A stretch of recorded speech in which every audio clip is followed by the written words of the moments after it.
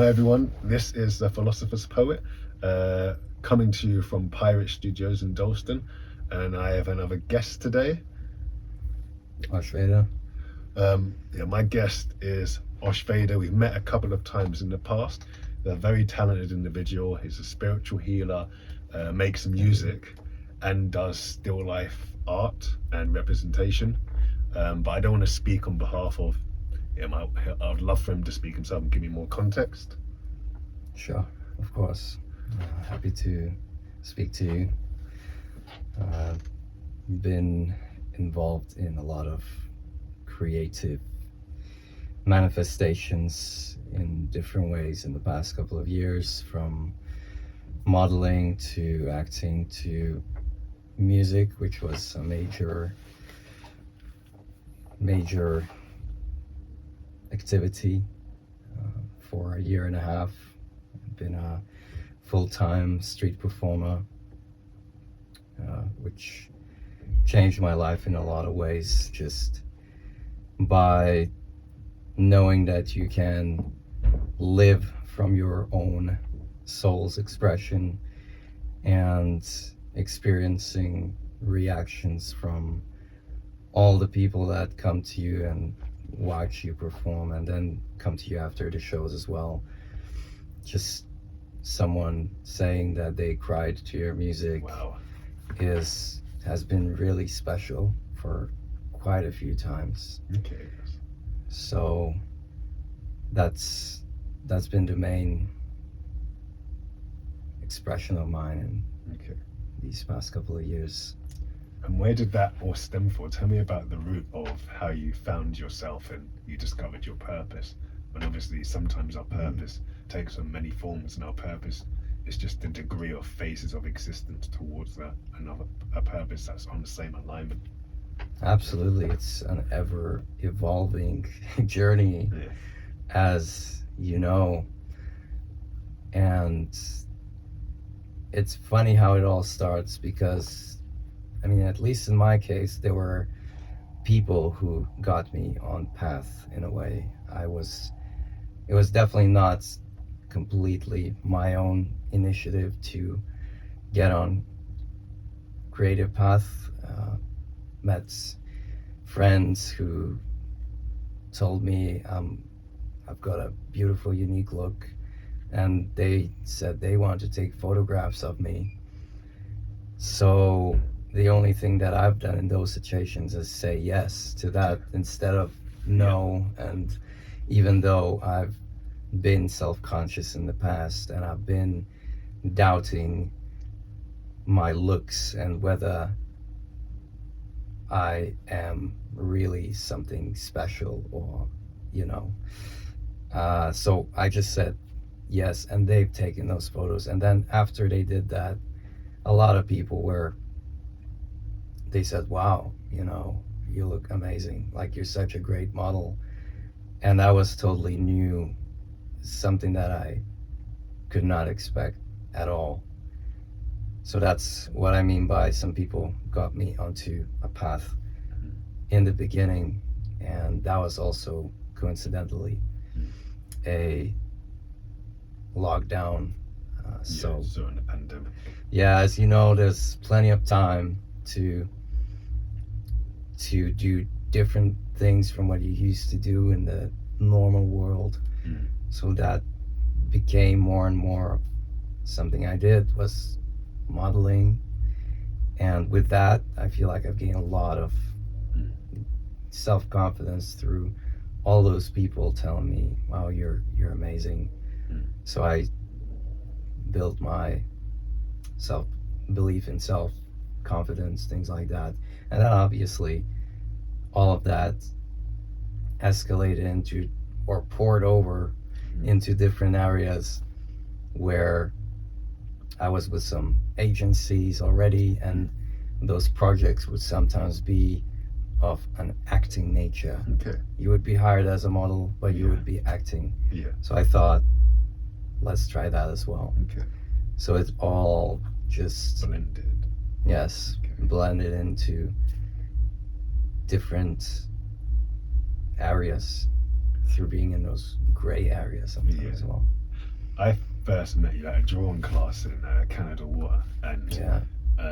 I always say, like, with life drawn, it's not superficial, because people see others in different ways and they pick out different features, and Absolutely. those lines and tones, they denote the characteristics of a person through drawing. So whether it's their strength, whether it's their sensitivity, by the way you use lines and form, and you were really quite an interesting model to draw. And then obviously we talked about the drawings, and you saw some of the drawings of some of the other artists thereafter in the pub.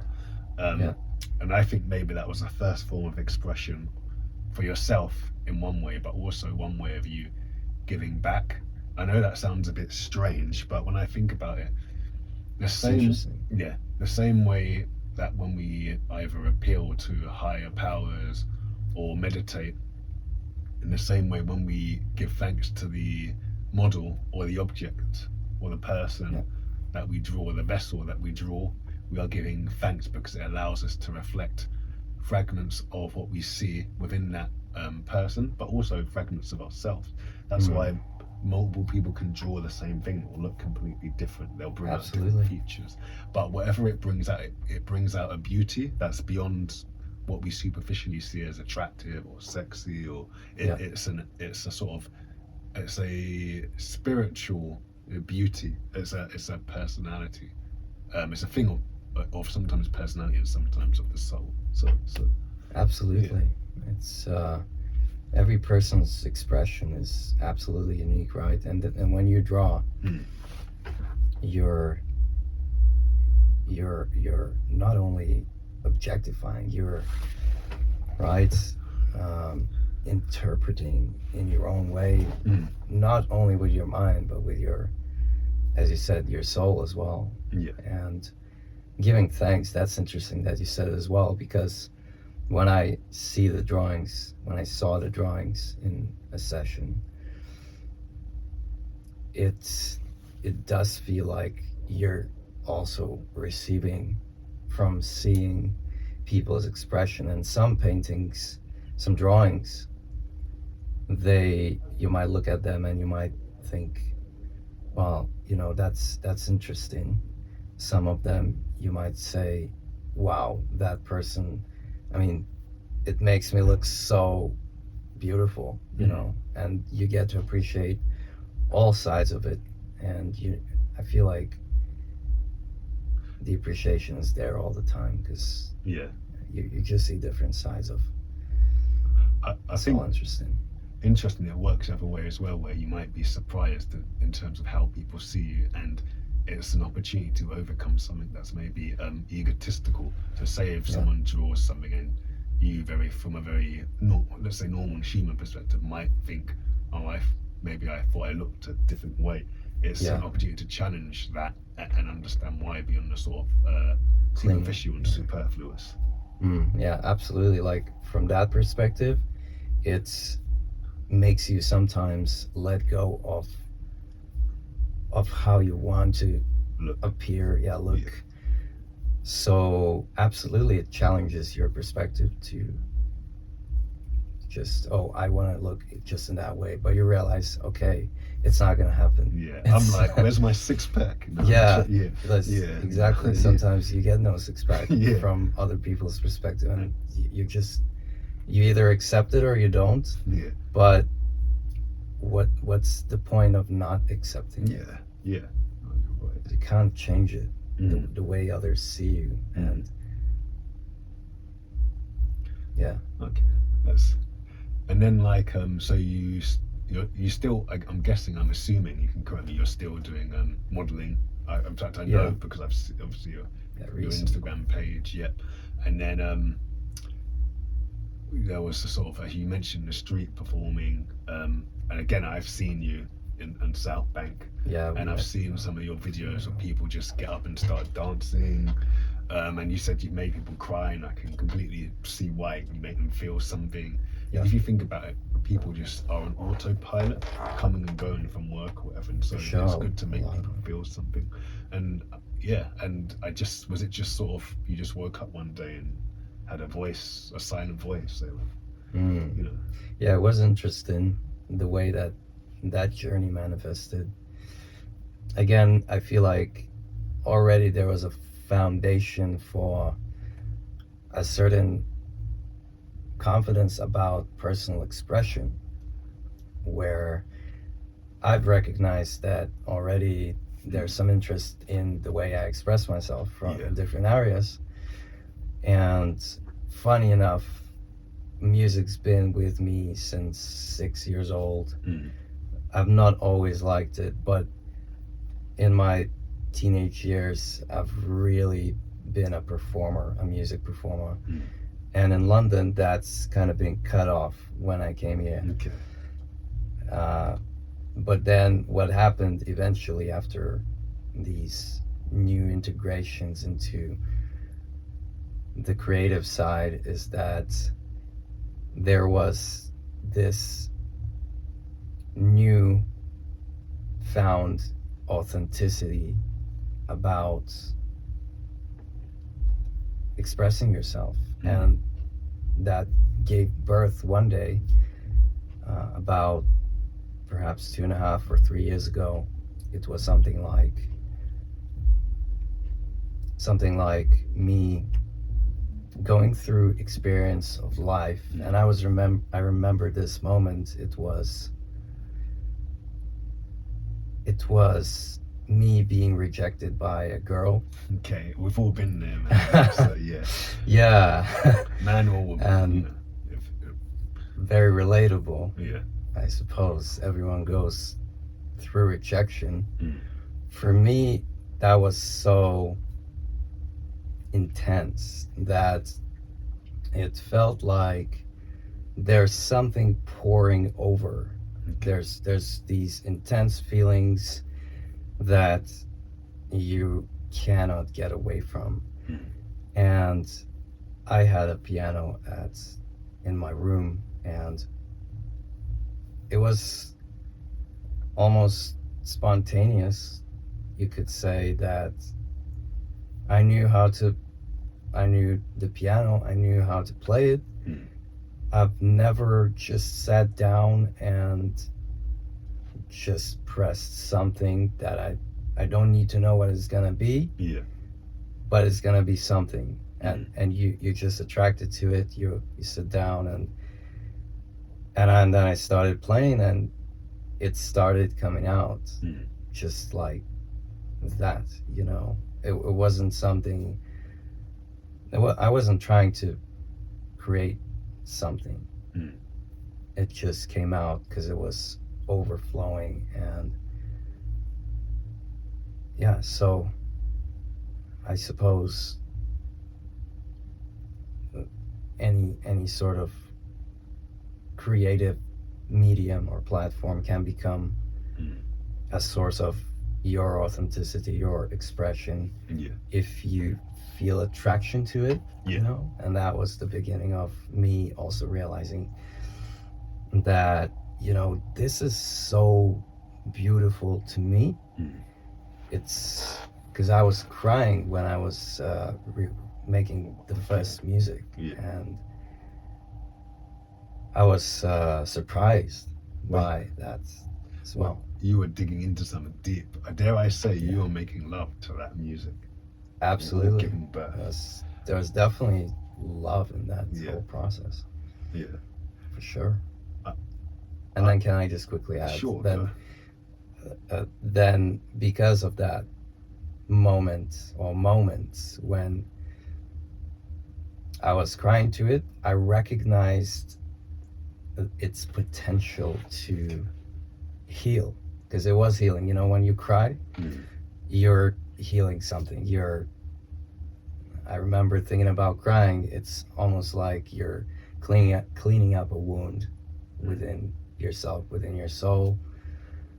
And then I realized perhaps it could affect others in a similar way. Okay. Yeah. I mean, that is pretty deep. I mean, often I think of the idea of crying as the healthiest form of release.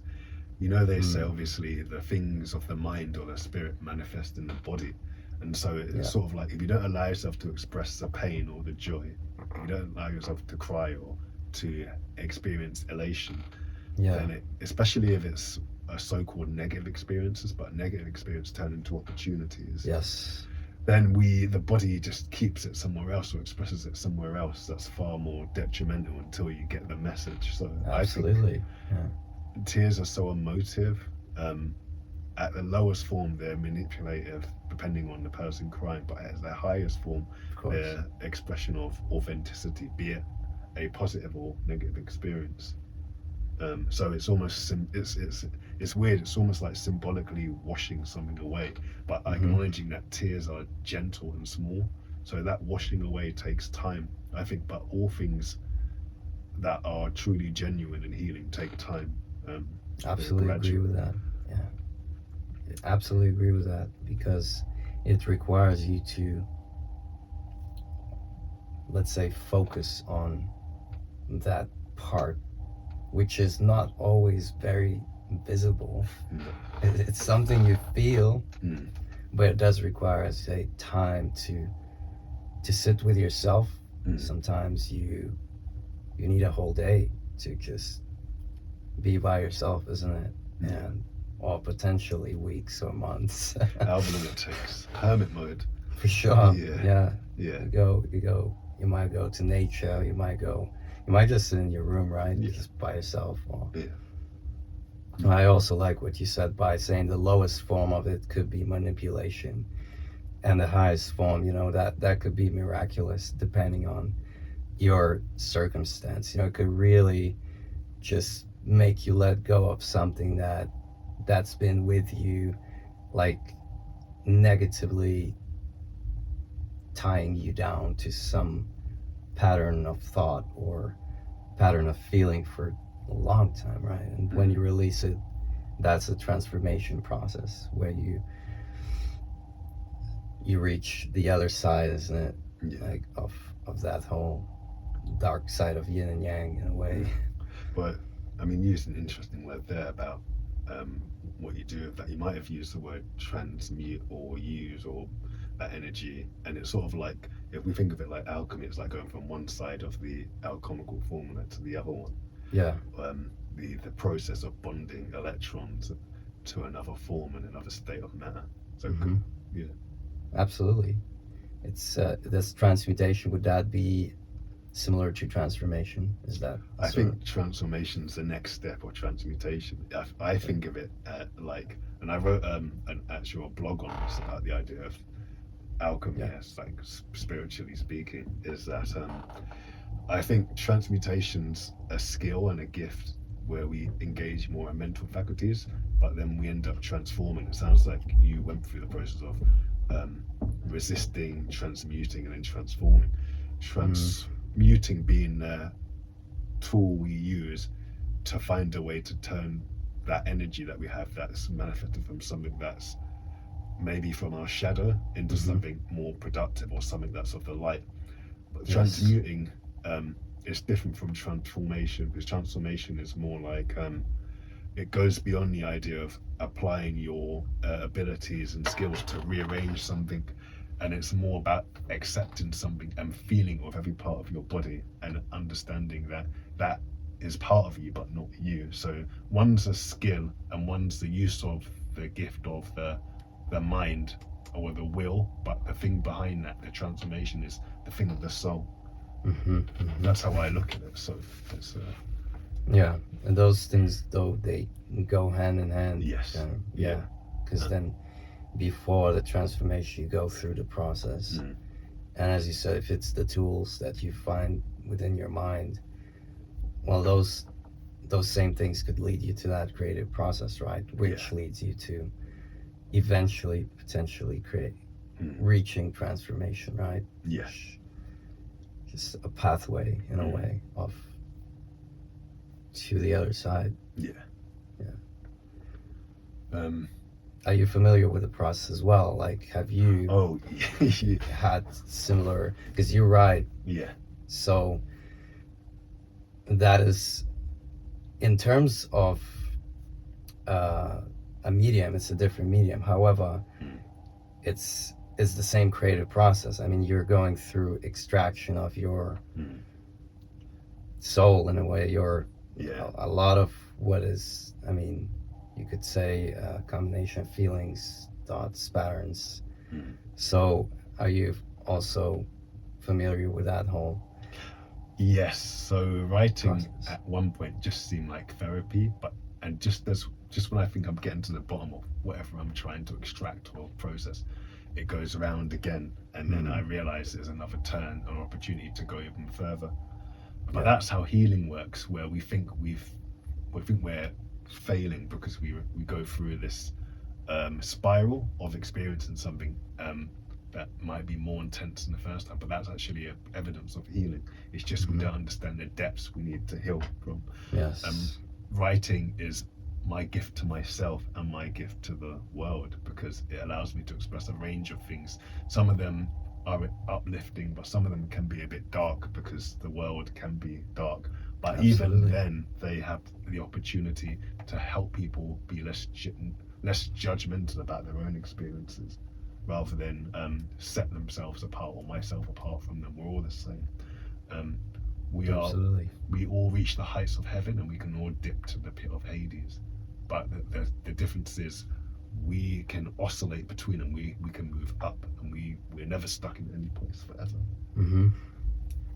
Yes, we can move, and it really helps when we stop ourselves and obviously notice where our energy is at, and so we can actually recognize, oh, I'm going more towards the Yeah. Hades side. Yeah. So what is it that I can do to get back to heaven in a way, right? Yeah. And, And the Hades bit is necessary. Inevitable, I would Yeah. say. It's not like how many modern religions or people think about the idea of Hades, or if you want to use the word hell, you can. It was never seen as something that's malevolent. It's something to help us see who we are not. Who it makes us see who we are by seeing who we are not. But Mhm. it's like a divine judge, so to speak, if we were to conceptualize. Yeah, absolutely. Because if you don't know what's bad, how are you gonna know what's good, right? Yeah. And it's like a universal law, universal set of Mm. processes, Yeah. right? That no one's gonna escape that, No. because it's a part of the soul. Yeah. So yes, and my own trauma was like as you've expressed relationships, I've been through the same, and religious or trauma or unlearning certain things that sometimes we force ourselves to swallow in terms of beliefs and worldviews, and that can be traumatic to inwardly, if not outwardly. Because you're not living yourself. You're not Authentic self, yes, right? Yes. Yeah. Living in an environment where Yeah. there's lots of standards, right? Mm. Or Yeah. ideologies, Yeah. and you can get really lost, right? Oh yeah. But also, and especially we're in London now, there's just you could say sometimes an overwhelming amount of everything. It's but it's funny enough, it's a perfect place as well to find yourself, because you can dip your toes into one thing and you'll see, you know what, that's actually not me. And you'll do another thing. You do so many things because there's just an infinite amount here to experience. You can be anything. Yeah. But you don't have to. No, Right? no, exactly. Your choice is yours. Yeah. So tell me a bit more about, how do you connect with yourself, whether you appeal to a higher self or an object or a greater power, and how you define that within your own terms. Could you repeat the first part of? How do you connect with yourself, Yeah. whether you consider that a higher force or a spirit Okay, or an object? Yeah. And do you consider it as part of you, or is it something external to you? I feel like most people, if they're in tune with themselves, it's usually something they connect from within rather than outside. But everyone has their own. Yeah, absolutely. That's amazing question. I feel like when I began to dive deeper into understanding or connecting to those more spiritual, more higher versions or forces of being, the gateway to that was, of course, going within. Of course, you always are experiencing external influences and indicators as well, but even the external becomes a almost like the reason why you're attracted to one external thing is because of your internal state. Yeah. You know what I mean? Yeah. So if you're focusing on a particular internal experience, if you want to feel in a certain way internally, you drift towards certain things externally. So it's not random, right? And for me, one of the main powers, or perhaps not powers, but the main thing was pain. Okay. Pain, as I told you, for example, that rejection story. Yeah. But you could see it very superficially, but it has a range of there's an emotional range to pain. Yeah. If you're experiencing pain superficially, you might go that deep. But if your sensitivity is greater, you're gonna go a lot deeper towards, feeling something that is a lot greater than what you felt before. Yeah.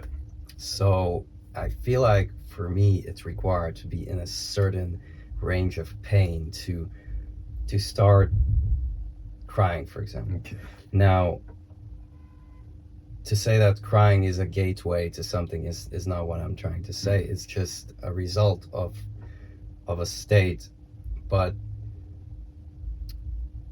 that's allowed me to seek for something to perhaps a greater power, you could say. Because once you're in a lot of pain, you're looking for some remedy, some answer. Yeah. And once you start looking for it, becomes you become connected to a certain guidance, an internal guidance that leads you to connecting to a higher energy, higher state, higher frequencies, or God. You could even say, like, some people, they go through child loss or just something really tragic. I mean, that's gotta make you question life to the core, right? I didn't go through that, but I feel like that's the place where you really start to look something beyond life, beyond what is immediate here. I don't underestimate anyone's pain or their experience, because people face their own demons, whether they appear large or small. But often I think sometimes the incident that strikes a chord within us in terms of pain is basically just a straw that broke the camel's back, and we don't realize how much trauma and pain we're already carrying, and that one thing is just a catalyst. What quickly, if you could explain what it means when a straw breaks a camel's back? Oh, What's- sorry. what's that Yeah, saying? yeah. Basically, it's like, say, imagine if you were carrying a loads of weight on your back, and the weight Yes. represented pain, Yes. and then someone just adds like a small small straw. weight, but because you're Because already you're at the point of breaking, that one small weight, and then you end up falling. Ah, yes. Yes. And then you said because you're underestimating your weight already. Yes, Is that what you yeah, said? Yeah, it yeah. makes total sense because it's like you're not aware of how much you're going through or your capacity to carry Yeah, pain until you reach a breaking point. yeah, That is very interesting. Yeah. yeah. That's genius. And sometimes freaking maybe genius. we've had these warning signs all along, but we've just ignored them because life often tells us just to function, to just to firm it. That's another saying, or Yes. just to be hard, or keep Take going, it on or the chin. toughen up. Yeah, take Yeah. it on the chin, stiff upper lip, those kind of Yeah. Yeah. That mentality or that stereotype where you've got to, even though now here's the thing, because everyone's got limits, even if you said that to a Buddhist monk or anyone, and this is a great one. Yeah. Now imagine everyone sees monks or certain religious figures who are enlightened, like Yeah. sometimes we see them as unbreakable. Yeah. But if you if you're willing to test them to their limits, They there's will. gonna be a point when they break. I mean, I am absolutely sure of that. It's either their body's gonna break or because they're in a physical body that has boundaries, right? So every physical body has boundaries, and no one is unbreakable. If you know what I mean. That what I was just trying to say is that just the stereotype of taking it on the chin Yes. for infinite amount of times Yeah. is stupid. And yeah, because teachers are just like us. They might be a little further along, or maybe they're not, and we're at the same level because we tend to put them in pedestals, but they're not. They're no greater or less than you and I. There's not a breaking of the body, unfortunately, there's a breaking of the mind. And here's the interesting thing: the soul, the thing within us, however you describe it, never breaks. But what breaks is the connection between that aspect of us and the rest of us. So the mind may break, but the soul never breaks. It's just we are no longer to understand that relationship or the connection with the larger parts of ourselves. We feel disconnected. We feel discontent. We feel drained emotionally and energetically, because energy is not just physical, it's emotions as well. And unfortunately for many of us, we walk around day to day in that state, and we consider it normal, which is not. No. It's not healthy. No. To keep accepting negativity, discontent for, yes, because it's gonna lead to more problems, right? Yeah. So the only thing is to either change it or, change it, because leaving it is sometimes not an option. Sometimes it feels like we don't really know, right, where is our limit within experience or carrying pain or trauma, and then, as you said, there's a little detail that adds up, and then you break down, or you cry, or you reach a point where the house crashes down. And those can be definitely catalysts for some terrible places, but also some beautiful places as well. Like in this case, for creative people like you and me, we could, you know, in that place you could create a poem or a music piece that could Yeah. actually turn things a whole new way around. Mm. But it's also dangerous. I feel like you know, the further you go within not realizing your capacity, and then you're reaching a point where you break, it's not worth going all that way, because, you know, more times than less I feel like it becomes harmful to ourselves. Yeah. And that's why it's so important to stop in our lives and to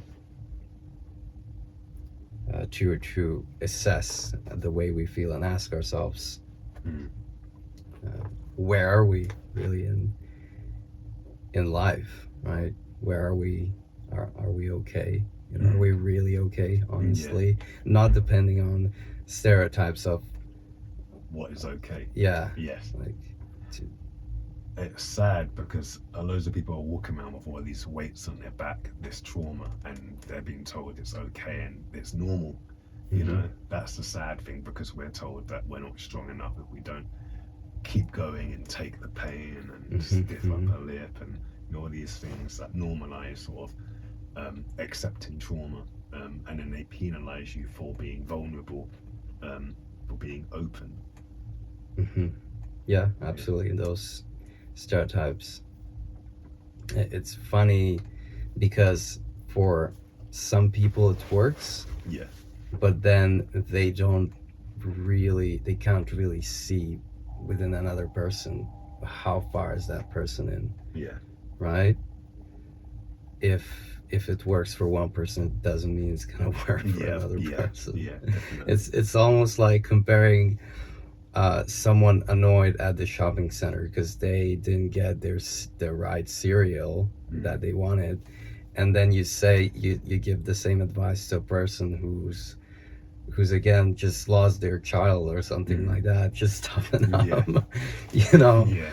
That's And I think at different stages of life we need different things.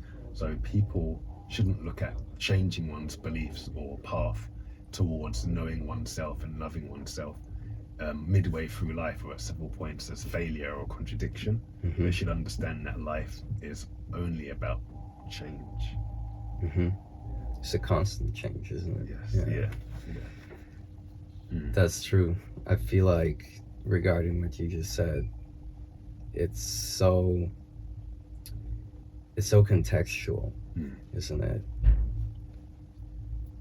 How you're going to view or even apply these rules, let's say, of being tough, like in one context you're able to use it, but in another it's completely inapplicable.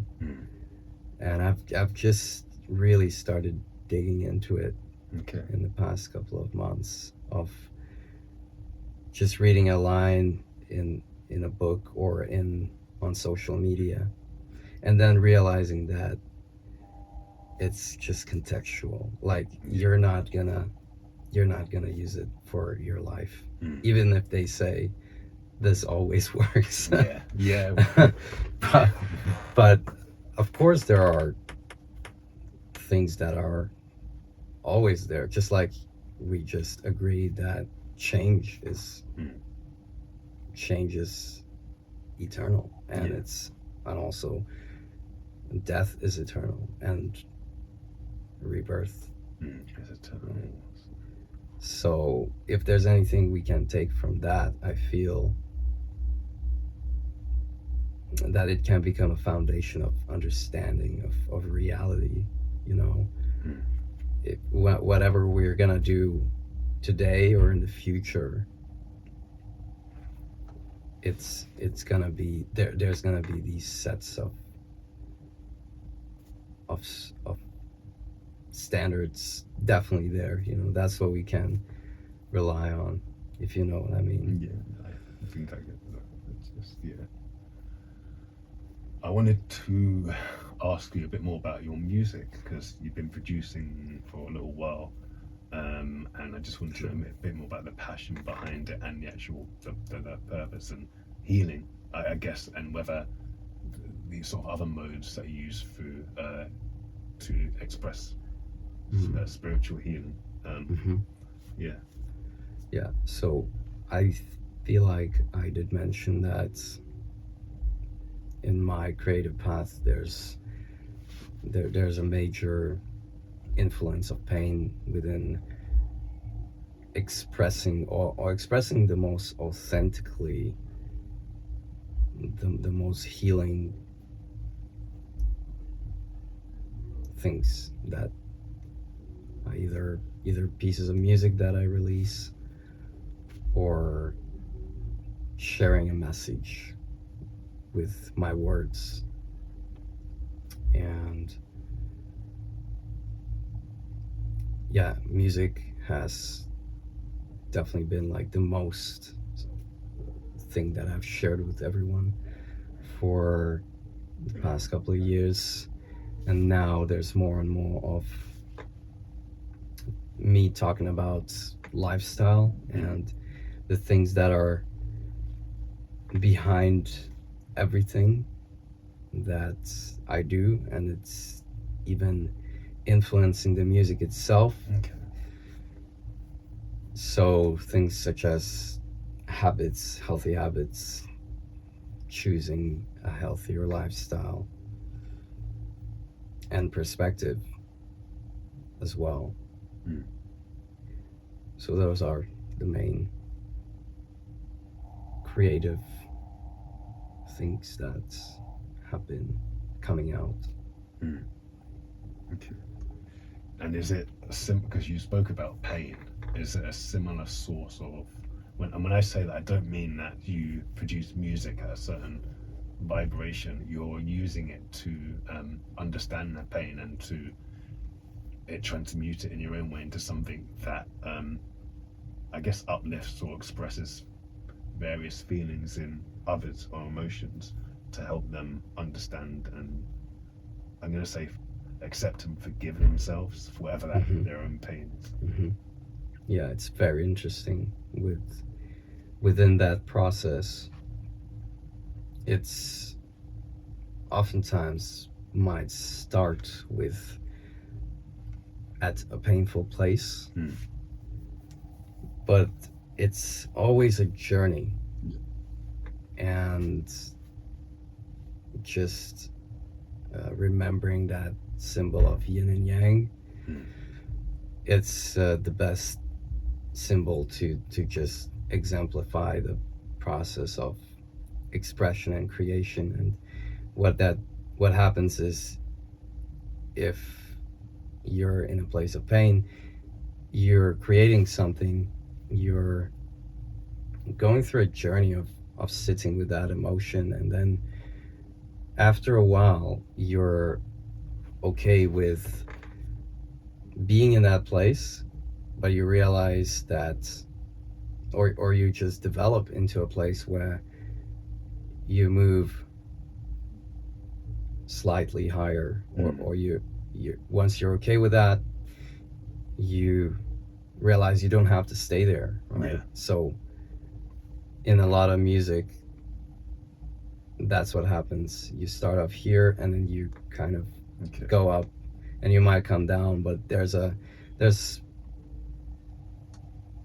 ascending journey, I would say, where you always end up in a brighter place than you've been. And then to finish that off, I don't often think about the way it's going to affect others, or maybe not in the process, maybe after it or before it. But if you go through healing yourself, I feel like that has potential to also have a similar effect on others. And that's really beautiful. And I agree with you. That's what I was going to say. I totally agree with you that in order to love others, you must love yourself. In order to heal others, you must heal yourself. Not in a sort of selfish, materialistic way, in this way where you understand you are part of the whole, or you're part of a bigger thing. Yeah. You know, so that really hits home for me. And sometimes you feel like Absolutely. you're not ascending. Sometimes it feels like that, but what you don't realize is that you might be here, but you feel here, or you're just before the precipice, or here, or Mhm. maybe it's like that, but you're steadily ascending, but there are dips. Yes. The way in which I was talking about earlier about this spiral in terms of feeling or experiencing the same experiences that bring about certain trauma, in a way to release it, to go further with those depths, when we think that it means we're falling into old habits, but actually we're actually getting stronger, we're actually growing. Hmm. Yeah, so I love that analogy.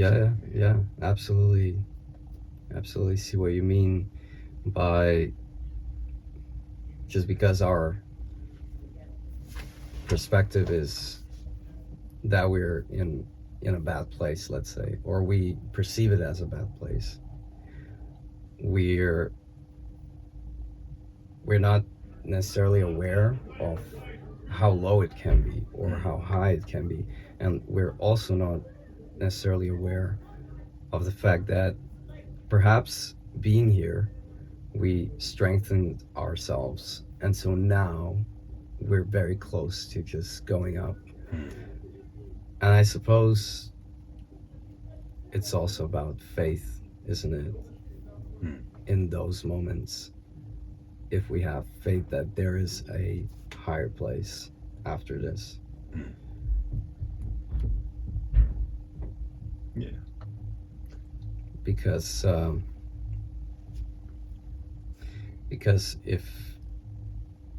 if you believe that it's only gonna get worse, it's gonna get worse. Yes. Right. Yeah, no doubt. Yeah. Yeah, that's one of my favorite things as well. Is, and I'm going to try to write it down on my phone again after this conversation, because I just, once something strikes, I just try to write it down. It's like belief is a fabric of reality, and you either believe in, often you either believe in poison or the cure. Do you feel like that? Yes. You have situations, you have challenges, you could choose to face it confidently, or you could choose to be really stressed about it. Yeah. And like you said, if you believe something bad is going to happen, then it's going to happen. In the same way, we kind of sometimes bind ourselves to our beliefs, even if those beliefs aren't really reality. Okay. I'm going to wrap up the interview, but I would just love for you just to give everyone your details, how they can find you on social media, Instagram, Spotify. Absolutely. So my Instagram is Osh-Veda. It's got an underscore after Osh, so Osh_Veda. That's my main medium for expressing myself and sharing my life. And for the music side, which is a major side of me, it's just Osh-Veda without the underscore. And Spotify is probably the best place to hear everything that I created and will create. Okay, thank you very much. It's been a pleasure to speak with you. And Pleasure. everyone, that's it. Stay tuned for more up and coming video interviews, and thank you for watching. I'll see you.